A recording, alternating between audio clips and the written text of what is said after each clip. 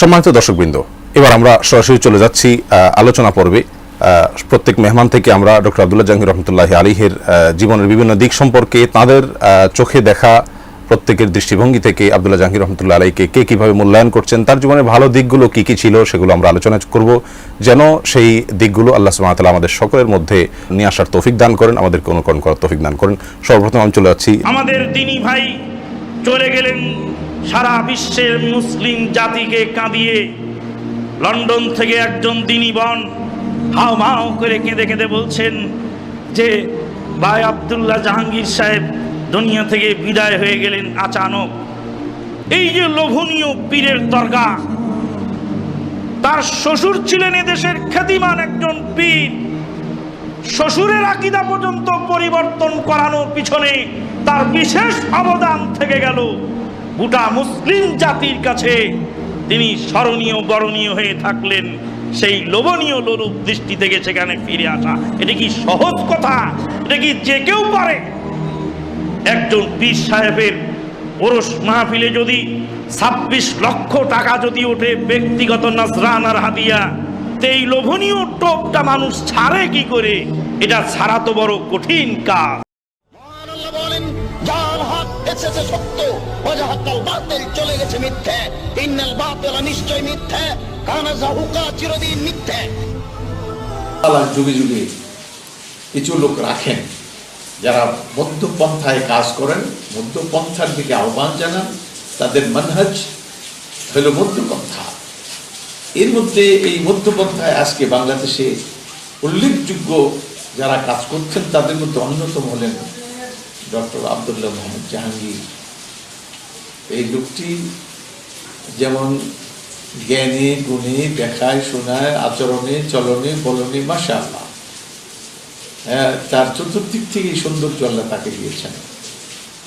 বয়সে আমার ছেলের সমান, কিন্তু তাকে আমি সম্মান করতাম, মহব্বত করতাম। এমনকি আমার যে ইউনিভার্সিটি আছে, বাংলাদেশ ইউনিভার্সিটিতে তাকে ডিপার্টমেন্টাল হেড করে আনার আমি প্রস্তাব দিয়েছিলাম। তিনি নীতিগতভাবে রাজিও ছিলেন, এসেছিলেন। কিন্তু পরে জেনে দেওয়া ফিরে গিয়ে সেখান থেকে ফোনে জানালেন যে না, জেনে দেওয়া তিনি ছাড়তে পারবেন না, ওইখানেই তাকে কাজ করতে হবে। তাইলে বুঝতেই পারেন যে আমার সঙ্গে সম্পর্কটা কেমন ছিল। এই লোকটি অনেকে বলে অকালে চলে গেলেন, এ কথা ঠিক নয়। আল্লাহ পাকের কাছে কাল ঠিক করা আছে, সময় মতেই তিনি কিনতে যান। কিন্তু তার যে অনুপস্থিতি এবং তার আমাদের থেকে চলে যাওয়াটা, এটা আমাদের কাছে আমাদের অনুভূতিতে খুব লাগে। আমরা খুব টের পাচ্ছি যে একটা লোক না, একটা শূন্য সৃষ্টি হয়ে গেছে, শূন্যতা সৃষ্টি হয়েছে। যারা বাংলাদেশে লেখায় বলায়, ইলেকট্রনিক মিডিয়ায়, সকল শিক্ষকতায়, সকল জায়গায় একটা সুন্দর একটা ভূমিকা পালন করেন, তাদের মধ্যে অন্যতম হলেন আব্দুল্লাহ মোহাম্মদ জাহাঙ্গীর। এই অল্প সময়ে তিনি অনেক কিছু দিয়ে গেছেন, সন্দেহ নেই। এগুলো আমি আমাদের তরুণদেরকে বলবো, তোমরা যদি পড়ো, দেখো, এই অনুযায়ী নিজকে করার চেষ্টা করো এবং তার ইসলাহের কাজ করো, আর মুফসিদিন থেকে দূরে থাকো। আব্দুল্লাহ মোহাম্মদ জাহাঙ্গীর, আল্লাহ তাকে তার বান্দা হিসেবে আল্লাহ তাকে যথাযথ এক বড় পুরস্কারে তাকে পুরস্কৃত করুন এবং তার মুকাররাবিনদের মধ্যে শামিল করুন। জান্নাতে আলা মাকামে তাকে অভিষিক্ত করুন। তার পরিবার পরিজন সন্তানাদি যারা রয়ে গেছে, তাদের দেখভাল আল্লাহ পাক নিজেই করুন। তাদের জ্ঞান দেন, তাদের অভাব দূর রাখুন, প্রভাবকে মুক্ত রাখুন, তাদের হেফাজত করুন। তরুণদেরকে সর্বশেষ আমার এই ডক্টর আব্দুল্লাহ মোহাম্মদ জাহাঙ্গীর যে মানহাজে চলছেন, আমি বলবো এই মানহাজ কেন, তিনি অন্ধ ছিলেন না, কারোর অন্ধ তাকলিদও করতেন না, অন্ধ ভক্তিও দেখাতেন না। তিনি নলেজ, জ্ঞান, প্রমাণ ভিত্তিতে কথা বলতেন এবং তার পিছনে চলতেন। যে একটি সুন্দর পন্থা, হেদায়েতের পন্থা, সঠিক পন্থা, আল্লাহ তাআলা আমাদেরকে মূল্যায়ন করার তৌফিক দান করুন। আমিন। আপনারা ডক্টর আব্দুল্লাহ জাহাঙ্গীর স্যারের নাম শুনছেন? ওনাকে আমি একটা ওয়াজে নিয়েছিলাম আমার সাভারের মসজিদে। ওই ওয়াজে স্যার জীবনে একটি অভিজ্ঞতা বললেন। উনি তো মারা গেছেন, আল্লাহ তাকে জান্নাতের উচ্চ মাকাম দান করুক, বলেন আমিন। উনার মতো মুতাদিল আলেম বাংলাদেশে বিরল।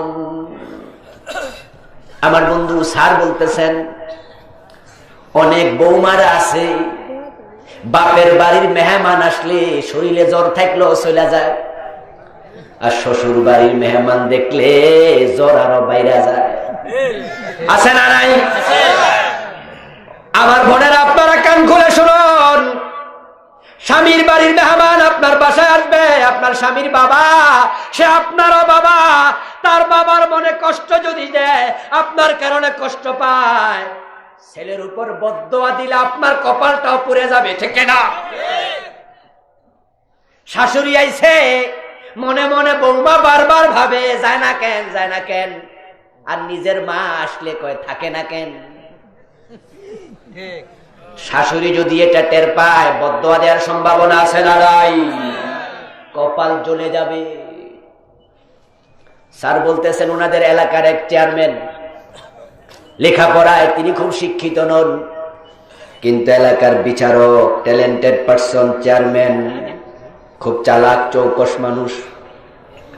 কুষ্টিয়া শহরে না ঝিনাইদহ বললেন জানি, ওই দুইটার একটা হবে, ওই শহরে ছেলে বাসা করে থাকে। ওই বাবা আসলো কোনো একদিন ওনার অফিসিয়াল কাজে, এসে তিনি রাতের বেলায় ভাবলেন গ্রামে আর যাব না, ছেলের বাসায় থেকে যাই। বাবা ছেলের বাসায় গেলেন, রাত একটু বেশি হয়ে গেল। বৌমা দেখলো শ্বশুর আসছে, ছেলেও দেখলো। শ্বশুরকে বলল ঠিক আছে বাবা বসেন। ছেলে বলতেছে, ভিতরে গেছে, ভিতর থেকে ফিরে এসে বলতেছে, বাবা তোমার বউয়ের স্বাস্থ্যটা ভালো না, তাই রান্না বান্না যা করা আছে আমি একটু গরম করে দেই, তুমি খাইয়া ঘুমায়া যাও। বাবা মনে কষ্ট পেলেন, আমি আসছি, আমার বৌমা স্বাস্থ্য ভালো না, ওজোর দেখায়, এতে বোঝা যায় আমার আশাটা বৌমা পছন্দ করে নাই। বাবা বলল, বাজান তুই টেনশন করিস না, ঘুমা, আমার পেটে ক্ষুধা নাই, তুই টেনশন করিস না, যা ঘুমায়া যাও। ছেলে বলে, তাই বুঝি ক্ষুধা নাই? কয় না, কথা হইলে ঘুমাও। বাপ ঘুমায়া গেল। কিছুক্ষণ পরে দরজায় কড়া নাড়ল কেউ যেন, দরজা খুলে দিল। ছেলে উঠা আইসা দেখে শালা হাজির। শ্বশুরও টের পাইছে, বউয়ের ভাই আসছে, বৌমার ভাই আসছে। ঘন্টা কানেক পরে আইসা ছেলে এবার বাবারে জাগায়, আব্বা ওঠো ওঠো, তোমার বৌমা গরম ভাত রাঁধছে, তোমার লাগা ওঠো। বাবা তো চালাক মানুষ, বাবা কি বোঝে নাই গরম ভাত কার জন্য? বাবা বলতেছে, আমার ক্ষুধা নাই, বলছি না যা বেটা, ক্ষুধা নাই আমার, যা খাবো না। বাবা না খাইয়া ঘুমাইয়া থাকেন। সকালবেলা ঘুম থেকে উঠে বাবা ফজরের নামাজ পড়ার জন্য বের হচ্ছে। যাওয়ার সময় বলতেছে, আমি নামাজ পড়ে আর ঘরে আসবো না, ওখান দিয়ে বাড়ি চলে যাচ্ছি, বৌমা আমি গেলাম। ছেলে বলতেছে, না বাবা, রাতেও খাও নাই, এখনো নাস্তা না কইরা যাইবা, নামাজ পড়া ফিরে আসো। বাবা বলতেছে, হ্যাঁ আমি তোর ঘরে সেদিন খাবো যেদিন তোর শালা হয়ে আসতে পারি।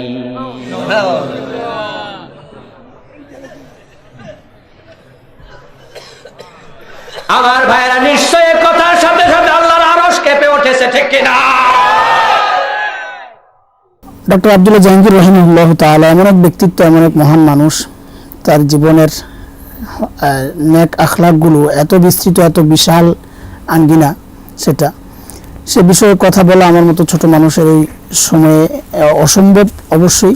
তারপরেও আমার ব্যক্তিগত জীবনের সাথে তার কিছু ঘটে যাওয়া বিষয় আমি তুলে ধরতে চাই, যেগুলো দিয়ে আসলে তার আখলাকের চরিত্রের, উত্তম চরিত্রের যে অবস্থানটা, সেটা কিছুটাও যদি পরিষ্কার হয় এবং এর থেকে যদি দর্শক, সাধারণ মানুষ কিছু শিখতে পারে, তাহলে আমি মনে করবো যে আমরা সার্থক। আলহামদুলিল্লাহ। হযরত ডক্টর আব্দুল্লাহ জাহাঙ্গীর রাহিমাহুল্লাহর সাথে আমার পূর্বে খুব একটা পরিচয় ছিল না, শুধু নামে চিনতাম ডক্টর আব্দুল্লাহ জাহাঙ্গীর রাহিমাহুল্লাহ। ইসলামী টেলিভিশনে যখন প্রশ্ন উত্তর পর্বে হযরত আমাদের মোহতারাম সহ যখন বসতেন ওনারা, তো আমি তার উপস্থাপক ছিলেন মাওলানা সাইফুল ইসলাম। আমি তাকে জিজ্ঞেস করলাম এই ভদ্রলোক কে, তো বলেন যে ফুরফুরা শহীদ পীর সাহেবের জামাই। এতটুকুই আমি জানি ডক্টর আব্দুল্লাহ জাহাঙ্গীর রাহিমাহুল্লাহ সম্পর্কে। দুবাইতে পিস টিভির প্রোগ্রাম রেকর্ডের জন্য যখন আমরা সফরে বের হলাম, একই সফরে একই সাথে, তো ঘটনাচক্রে আমার সৌভাগ্য যে আমাদের হাফিজ হিজবুল্লাহ সাহেব হাফিজুল্লাহ, ডক্টর আব্দুল্লাহ জাহাঙ্গীর রাহিমাহুল্লাহ এবং মুফতি কাজী ইব্রাহিম সাহেব হাফিজুল্লাহ তাআলা, এই বড়দের সাথে আমার থাকার সৌভাগ্য হয়েছে। সেখানে আমি একটা বিষয় লক্ষ্য করেছি যেটা আমাদের হাফিজ হিজবুল্লাহ সাহেবের আলোচনায় উঠে এসেছে এবং হযরত জাকারিয়া হাফিজুল্লাহ ওনার আলোচনায় উঠে এসেছে, সেটা হলো তিনি সবসময় একটা উদ্যমী মেজাজে থাকতেন, যে কিছু একটা কারোর জন্য করতে পারলে মনে হয় যেন তিনি প্রশান্তি পান মনের মধ্যে, এটা সবসময় অনুভব করতেন। সবসময় আমরা যখন ওনার সাথে দেখা করতে যেতাম, একটু খেজুর, একটু কিশমিশ, একটু বাদাম বের করে দিতেন, একটু খান। তার এই উদাহরণ, আমরা তো ছোট মানুষ, তার ছাত্র সমতুল্য, সন্তান সমতুল্য, বয়সের দিক থেকে, এলেমের দিক থেকে, বাস্তবতার অবস্থানের দিক থেকে তার ছাত্র সমতুল্য। তিনি সবসময় এটা, একদিন আমার গায়ের জামাটা খুব ঘেমে একদম নোংরার মতো হয়ে আছে, তো আমাকে বলতেছেন শেখ হাসান জামিল আসেন এদিকে। তো আমাকে উনি ওই কিচেন রুমে নিয়ে গেলেন, সেখানে ওয়াশিং মেশিন ছিল। ওই ওয়াশিং মেশিন আমাকে পুরো, আমি ফার্স্ট জীবনে কখনো অনুভব করিনি যেটা চালাতে হবে, এই জন্য শিখিও নাই, প্রয়োজন মনে করি নাই। তিনি আমাকে ওখানে দাঁড়িয়ে দাঁড়িয়ে ওই ওয়াশিং মেশিন কীভাবে ইউজ করতে হয় পুরোটা দেখায় তারপর বললেন যে কাপড় চোপড়গুলো এবার সুন্দর করে ধুয়ে নেন। আমি এত হতবাক হয়েছি যে আশ্চর্য মানুষ তো, যে এইভাবে বাবা ছাড়া সন্তানকে বাবা যেভাবে হাতে ধরে শিখায়, এইরকম মানুষ দুনিয়াতে খুব কম, যে অন্য কেউ অন্য কাউকে, তাও আলিম এক কাজ করতে আসছি, সেখানে সবাই তো সবার ওয়েট নিয়ে থাকার চেষ্টা করার কথা, তিনি এই চিন্তা না করে তিনি আমাকে নিজ হাতে ওগুলো সব শিখালেন। তো আমি অত্যন্ত মুগ্ধ হয়েছি, চিরজীবন মনে রাখবো। এবং মনে কতটা রেখেছি আমি শেষ করব যখন, তখন একটা বিষয় নিয়ে শেষ করবো ইনশাআল্লাহ।